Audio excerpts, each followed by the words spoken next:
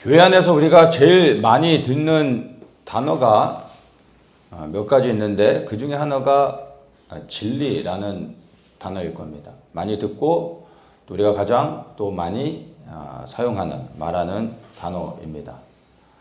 그런데 사실 우리가 진리를 말하지만 진리가 무엇인지 사실 잘 모르고 있습니다. 오늘 이 진리란 무엇인지를 좀 보면서 제가 나누려고 하는 이 진리를 우리가 어떻게 이 진리를 대면하며 우리가 진리 안에서 어떻게 해야 되는지에 대해서 나누었으면 좋겠습니다. 오늘 읽은 본문의 말씀처럼 요한복음 17장 17절에 저희를 진리로 거룩하게 하옵소서 아버지의 말씀은 진리이니이다 이렇게 말하고 있습니다. 그래서 진리는 다른 것이 아니라 하나님의 말씀입니다. 말씀이 곧 진리입니다. 그런데 예수님께서 또한 진리에 대해서 말씀하셨습니다. 내가 곧 길이요 진리요 생명이다 라고 말씀하시면서 내가 진리다 라고 예수님이 친히 말씀하셨음을 압니다. 그래서 말씀이 곧 진리이면서 또한 예수님이 진리이신 것이죠. 그런데 요한복음 1장 14절에서는 말씀이 육신이 되어 우리 가운데 거하심에 우리가 그 영광을 보니 아버지의 독생자의 영광이요 은혜와 진리가 충만하더라. 말씀이 육신이 되어 오신 분이 예수님이죠. 그래서 하나님의 말씀이 이 땅에 우리가 볼 수 있는 육으로 오신 분이 예수님입니다. 그래서 말씀이 곧 예수님이십니다. 우리 이 부분은 보았고 말씀이 육신이 되어 오신 분이 예수님이신데 그 예수님이 은혜와 진리가 충만하였다라고 말하죠. 여기서 진리가 충만하였다라는 말은 진리가 많다라는 의미가 아니라 그분이 진리시다라는 의미입니다. 그분의 본질은 진리다라는 것이죠. 그래서 우리가 하나님을 흔히 얘기할 때 하나님은 사랑이 많으신 하나님, 우리 흔히 이렇게 말은 하지만 하나님은 사랑이 많으신 분이 아니라 하나님은 사랑이시죠. 그래서 하나님이 또한 진리이시고 예수님이 또한 진리이십니다. 그래서 진리로 충만했다라는 말은 진리가 많다가 아니라 진리이시다입니다. 그래서 말씀이 진리고 말씀이 예수님인데 예수님이 또한 진리이시는 겁니다. 예수님이 진리이신 것은 우리가 말씀을 통해서 한번 이렇게 확인해 보았습니다. 그런데 이제 요한복음 8장 32절에서는 진리를 알지니 진리가 너희를 자유케 하리라 이렇게 말씀하고 있죠. 우리 이 말씀은 너무나 잘 알고 있습니다. 그래서 이 말씀을 선포하며 우리가 진리 안에서 자유하기를 간구합니다. 그럴 때 이 말씀을 선포합니다. 진리가 우리를 자유케 한다라는 말씀은 진리이신 예수님이 우리를 자유케 하시는 것입니다. 예수님이 언제 우리를 자유케 하십니까? 진리를 알 때, 즉 예수님을 알 때 예수님이 우리를 자유케 하시는 겁니다. 여러분 정말 자유하고 싶으십니까? 그러면 진리이신 예수님을 알면 되는 겁니다. 그러면 정말 자유함을 누리게 되는 겁니다. 예수님을 아는 만큼 자유함을 누리게 되는 겁니다. 여러분 이 영적인 자유함은 등급이 있습니다. 모든 사람이 똑같이 자유함을 누리는 것이 아니라 예수님을 아는 만큼 자유를 누립니다. 예수님을 똑같이 믿고 있지만 예수님을 믿는 믿음이 각각 다르고 예수님을 아는 지혜도 각각 사람마다 다르죠. 그래서 예수님을 아는 만큼 그 자유함을 많이 누리고 적게 누리고 달라지는 것입니다.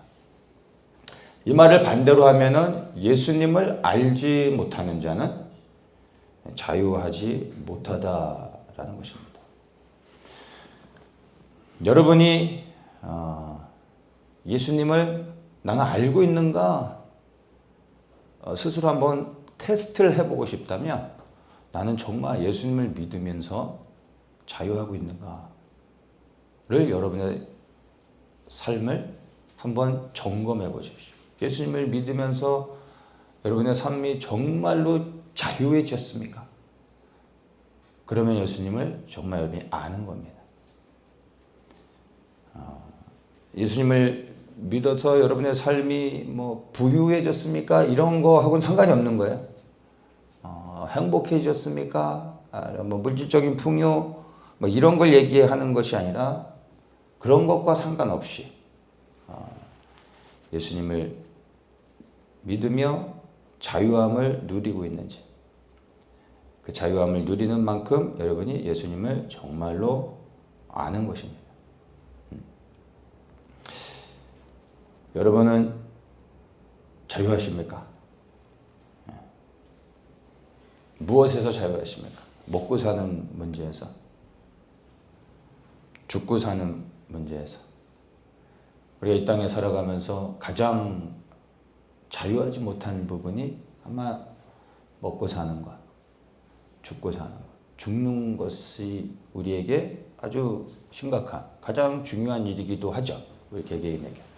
근데 이 땅에서 살아가는 동안 먹고 사는 문제는 우리에게 너무나 중요한 문제이기도 합니다. 근데 이런 문제로부터 자유하십니까? 먹고 사는 문제에서, 그리고 죽음에 대해서, 건강에 대해서, 재정에 대해서, 성공과 실패에 대해서, 그리고 명예를 얻는, 사람의 인정을 받는 것으로부터 여러분 정말 자유하십니까? 그런 거 외에 여러분이 적용할 수 있는 여러 가지 영적 자유함들이 많이 있을 겁니다. 그런 것들 가운데 여러분은 정말 자유한지를 한번 점검해 보십시오. 우리 중에 온전한 자유를 누리는 사람은 사실 아무도 없습니다. 제가 이런 말을 하고 있지만 제가 뭐 정말 그리스도 안에서 온전한 자유를 누리고 있기 때문에 그 자유를 누리지 못하고 있는 여러분들을 보면 안타까워하면서 하는 얘기가 아니라, 저 또한 그리스도 안에서 누리는 자유함이 있지만 극히 주님이 보실 때 너무나 극히 적은 자유함을 누리고 있을 겁니다. 저도 온전한 자유함을 누리기를 원하지만 그렇지 못한 제 자신을 저는 보게 됩니다. 저 또한 정말 그리스도 안에서 예수님을 깊이 알아서 이 땅에 매이지 아니한 온전한 자유함을 누리고 싶은 게 저희 간절한 소망입니다. 여러분에게도 동일한 소망이길 축복합니다. 우리 안에 온전한 자유를 누리는 사람은 아무도 없습니다. 그러나 우리 안에 모두가 그 자유함을 갈망하면서 나아가기를 축복합니다. 이게 우리에게 있어 중요한 겁니다. 이러한 사람들이 이 자유함에 대한 갈망을 가지고 그리스도 안에 앞으로 더욱더 나아가는 사람들이 성숙한 사람들입니다. 그리고 그리스도를 아는 만큼 더욱더 자유함을 누리게 될 것입니다. 진리를 알지니 진리가 너희를 자유케 하리라 말씀하셨습니다. 그러니까 자유함의 그 핵심이 뭡니까? 바로 진리를 아는 것입니다. 예수님을 아는 것이 자유함의 키가 되는 겁니다.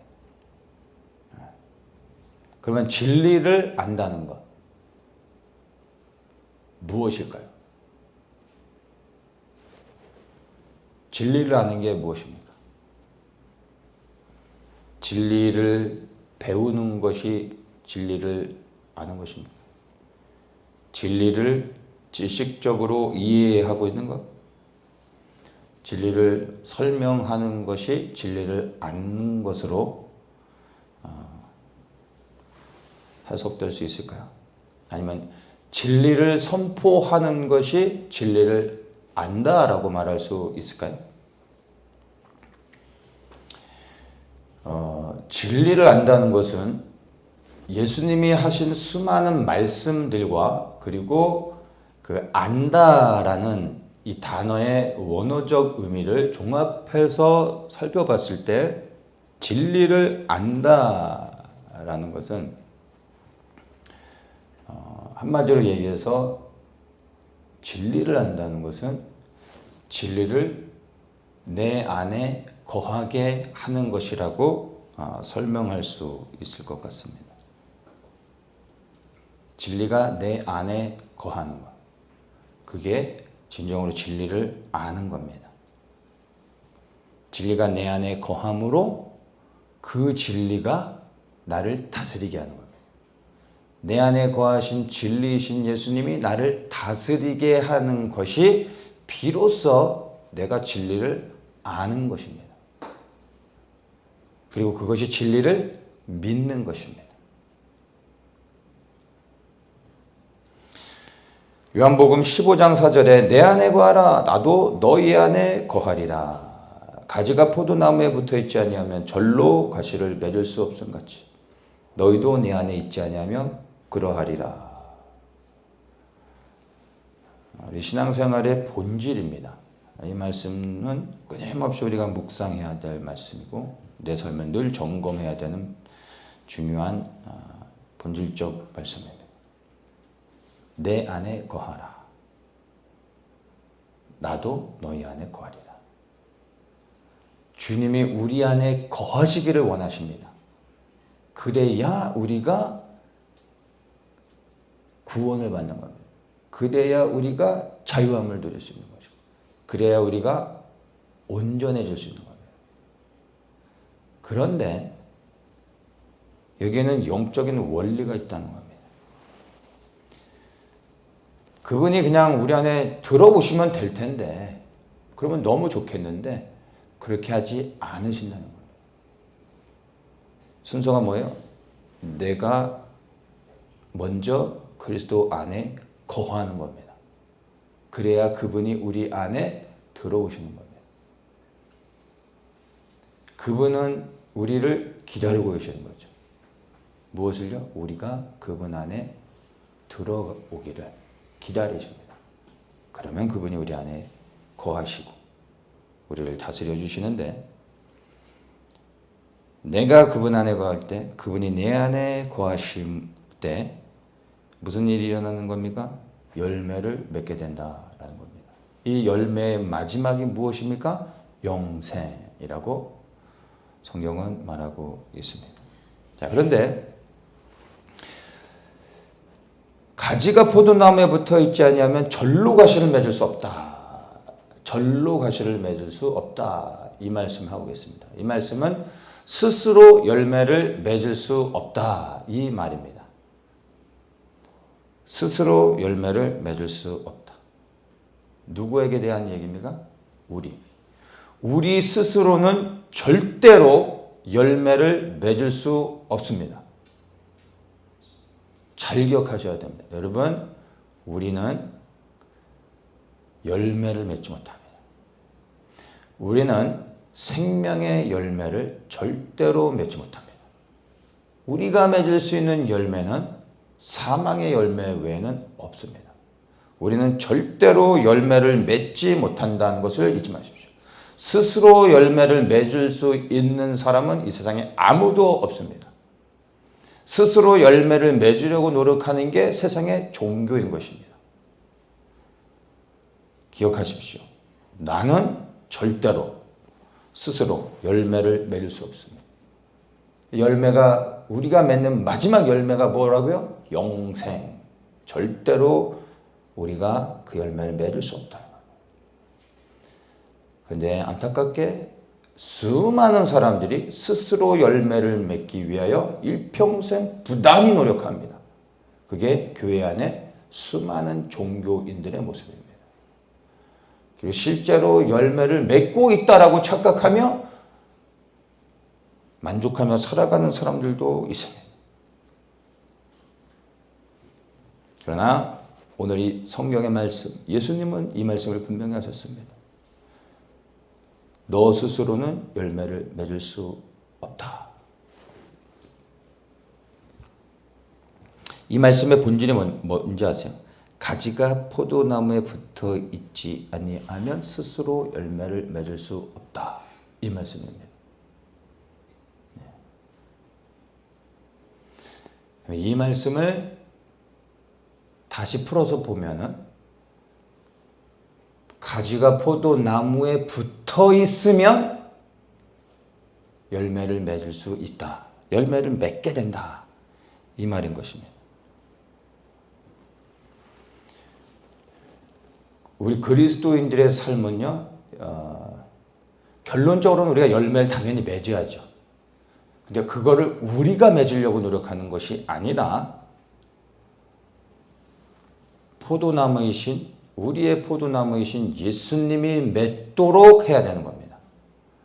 그래서 우리가 해야 될 일은 무엇입니까? 열매가 아니라, 열매를 맺기 위해 노력하는 게 아니라 우리는 포도나무에 붙어 있도록 모든 것을 집중해야 됩니다. 가지가 포도나무에만 붙어 있으면 열매는 저절로 스스로 맺게 되는 겁니다. 그 스스로가 누굽니까? 내가 아니라 포도나무이신 예수님이신 거죠. 네. 여러분, 포도나무에 열매가 맺혀지지 않으면 뭐를 자릅니까? 포도나무를 잘라버립니까? 포도나무가 죽었으면 잘라야 되겠죠. 근데 예수님이 포도나무예요. 예수님의 생명이잖아요. 근데 열매를 못 맺어요. 그 누구의 문제입니까? 예수님? 아니죠. 가지의 문제인 거죠. 그러니까 열매를 맺지 못하면 결국엔 잘라집니다. 그래서 우리는 잘리지 않기 위해서 우리가 부단히 열매를 맺으려고 한단 말이죠. 근데 가지는 열매를 맺을 수 없어요. 열매는 포도나무가 맺게 하는 겁니다. 가지는 포도나무에 붙어 있어야 되는 겁니다. 붙어 있기만 하면 포도나무에 생명이 있기 때문에 열매를 저절로 맺게 되는 겁니다. 근데 열매를 못 맺으면 가지를 자릅니다. 왜 잘라요? 제대로 붙어 있지 못했기 때문에 열매를 못 맺는 거예요. 그래서 우리가 해야 할 일은요, 열매를 맺는 일이 아니에요. 그건 우리의 일이 아니에요. 주님의 일입니다.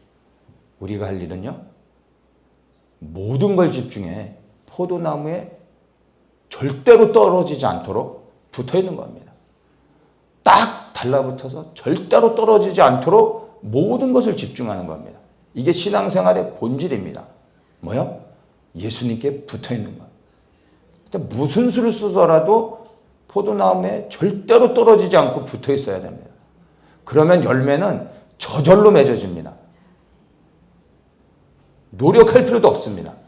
열매 맺게 하지 마세요라고 기도하셔도 열매를 맺을 수밖에 없습니다. 왜냐하면 포도나무에 생명이 있기 때문에. 우리가 붙어만 있으면 풍성한 열매를 맺을 수밖에 없습니다. 왜냐하면 오직 예수님만이 열매를 만드시는 분이기 때문에. 이것을 깨닫지 못하는 사람은요, 예수님을 종교적 열심으로 부단히 노력하며 섬깁니다. 그렇게 섬기면서도 자유함이 없습니다. 그렇게 열심으로 헌신하고 섬기면서도 뭔가 불안합니다.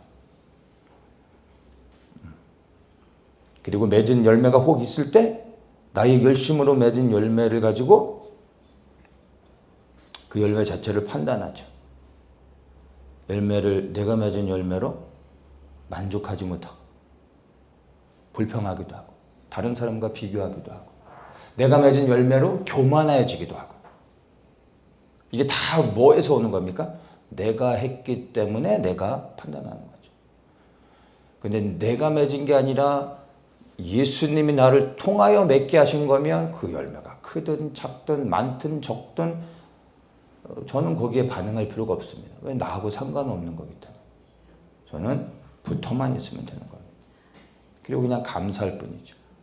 그 열매가 작든 크든 중요하지 않습니다. 주님이 맺게 해주신 열매이기 때문에 그 열매는 내게 있어서 생명이고 너무나 귀한 것이고 그 열매 자체가 내게 있어서 큰 감격이요. 그리고 구원이 되는 겁니다. 스스로 열매를 맺으려고 하는 사람들은 열심히 살아가지만 늘 자유하지 못합니다. 안타깝죠. 근데 정말 열매 맺는 것이 무엇인지를 깨달은 사람은요, 정말 절망합니다. 너무 열심히 하려고 하지도 않습니다. 그렇다고 뭐 대충 산다는 것도 아닙니다. 오직 예수님께 그냥 붙어 있는 겁니다. 그럼 열매가 없어도 두려워하지 않습니다. 때가 되면 주님이 맺게 해주실 걸 믿기에 여전히 붙어 있는 것에 모든 것을 거는 겁니다.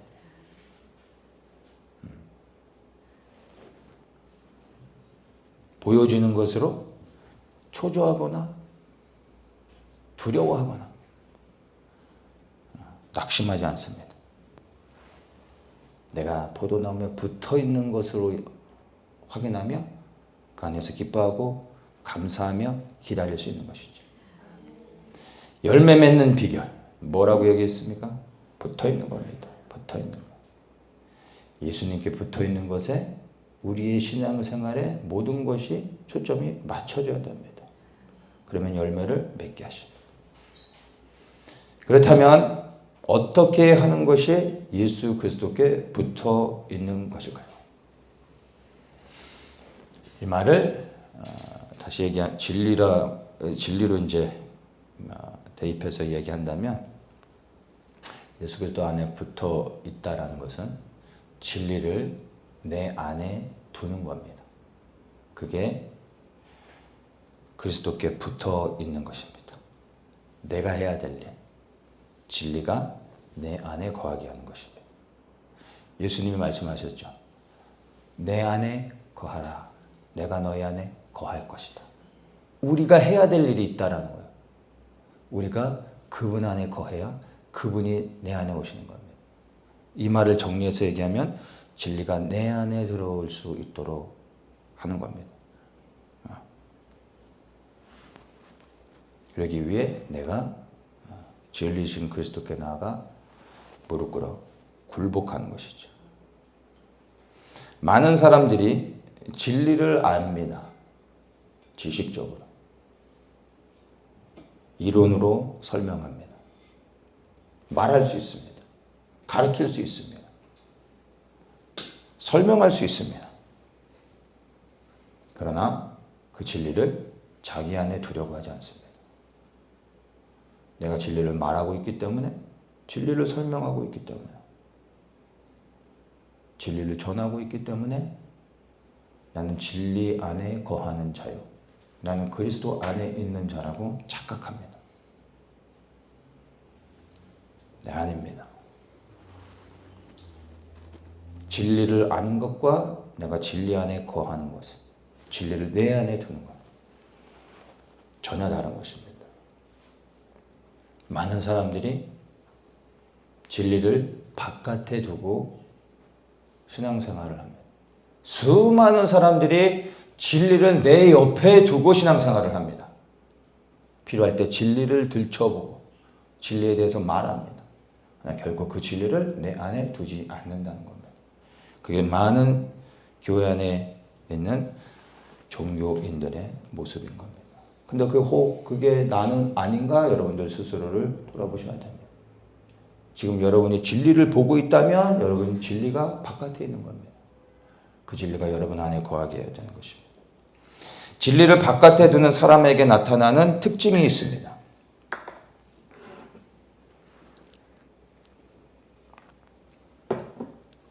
진리를 바깥에 두면 어떤 일이 일어나냐면 내가 아는 그 진리로 사람들을 조준합니다. 그리고 그 진리로 그 사람을 판단하죠. 정죄합니다. 비판합니다.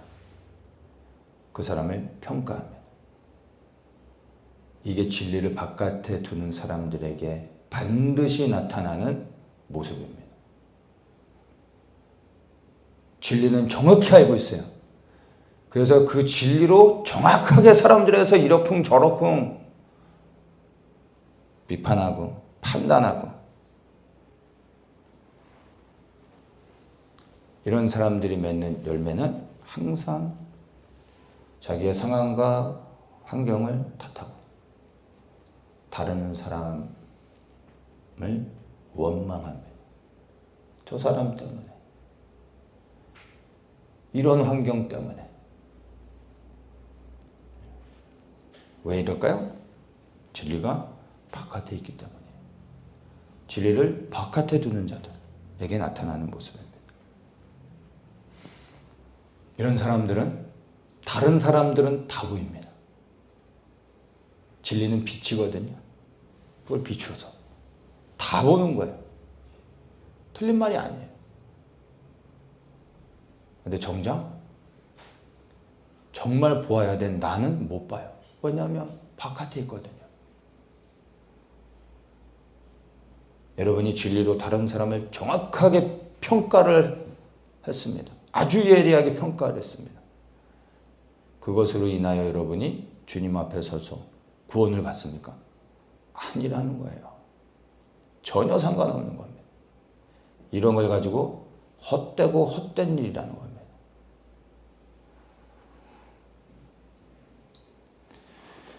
진리를 자기 안에 두는 사람은요, 항상 그 진리로 자기 자신을 비춰보고 점검하고 나의 믿음을 견고히 세워나갑니다. 진리를 내 안에 뒀더니 보이는 게 나밖에 없는 겁니다. 다른 사람이 안 보여요. 다른 환경과 상황들이 전혀 상관이 없어요. 왜냐? 진리가 내 안에 들어오는 순간 그 진리로 보여지는 건 나 외에는 아무것도 없습니다.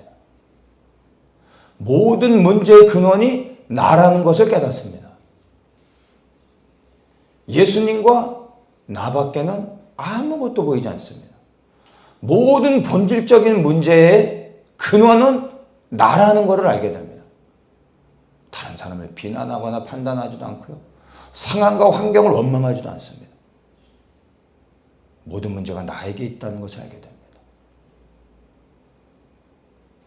그리고 내 스스로가 이 진리 앞에서 설 수 없다라는 것도 깨닫게 되고, 그리하여 진리 안에서 나 자신을 발견한 자는 두려움 가운데 주님 앞에 무릎 꿇을 수밖에 없고 주의 은혜를 구하며 머리 숙여 기도하며 주님의 은혜 앞에 잠잠히 나아갈 수밖에 없다는 겁니다.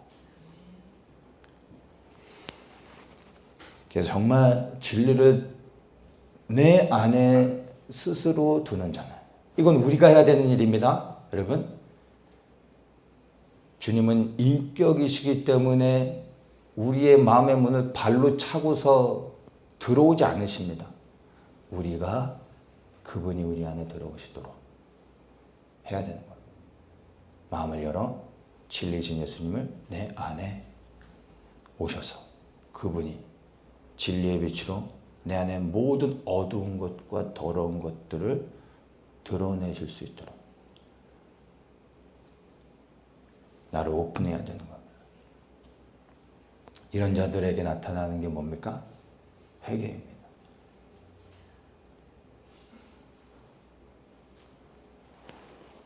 나 자신을 책망하고 주님 앞에 회개하고 그리고 주님을 붙잡게 됩니다. 진리가 내 안에 있으면 이 진리는 결코 바깥을 향하지 않기에 다른 사람이 다른 사람한테 그 어떠한 언급도 하지 않습니다. 다른 사람을 결코 향하지 않는다는 것입니다. 진리를 바깥에 두면 여러분 나는 안 보이고 다른 것들만 보입니다. 다른 사람과 모든 다른 상황들. 그러나 진리를 내 안에 두면 나 말고는 아무것도 보이지 않습니다. 여러분은 뭐가 보이십니까? 여러분이 보이십니까? 다른 사람과 수많은 상황과 환경들이 보이십니까? 여러분이 보이지 않으면 여러분 진리를 바깥에 두고 있는 겁니다.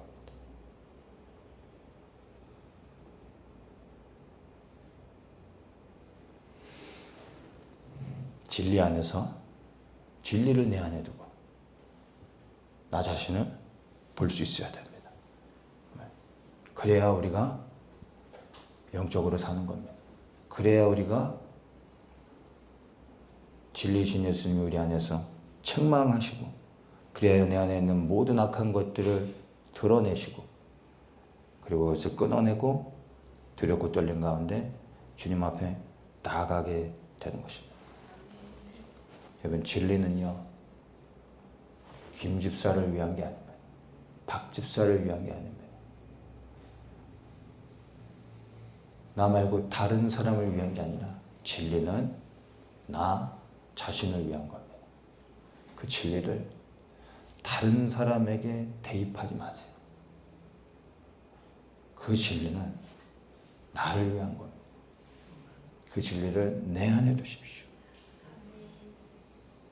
진리가 내 안에 거하게 해야 됩니다. 그리고 그 진리를 내 안에 둔다라는 것은 이제 그 진리가 나를 비출 때 그 진리 안에서 순종한다라는 결단이 있는 겁니다. 진리를 내 안에 두게 했는데 진리와 대적하여 충돌하며 싸우면 되겠습니까? 승질 난다고 뚜껑 열린다고 내가 하고 싶은 대로 내 마음대로 하면 그게 진리를 안에 두는 겁니까? 안에 두고서 한바탕 하려고 부르는 겁니까? 아니잖아요. 순종하기 위해서 진리를 내 안에 두는 겁니다. 진리를 내 안에 둘 때 우리는 준비해야 됩니다. 그 진리이신 예수님이 나를 책망하실 때 겸손히 그리고 잠잠히 인정하고 회개해야 되고, 그 진리이신 예수님이 내게 말씀하실 때 네 하고 그냥 순종하는 겁니다. 토달지 않고 따지지 않고 순종하는 겁니다. 그게 진리를 내 안에 두는 사람의 태도입니다. 이렇게 할 때 자유를 누리게 됩니다. 그리고 결국에 우리의 마지막에 영생의 열매를 맺게 될 것입니다. 여러분, 진리를 내 안에 두십시오. 그리고 그 진리 안에 반응하며 순종하며 나아가십시오. 기도하겠습니다. 참 좋으신 주님, 진리이신 예수님께 우리가 온전히 믿음으로 반응하기 원합니다. 일평생 진리를 내 바깥에 두고 살았었다. 오늘 이 시간 진리를 내 안에 두는 믿음의 결단이 있게 하시고 그 진리 안에서 순종하게 하여 주시옵소서. 그리고 그 진리가 나를 통치하기를 원합니다. 진리이신 예수님, 내 안에 오셔서 나를 다스리시고 주님의 뜻을 행하시옵소서. 예수님의 이름으로 기도합니다. 아멘.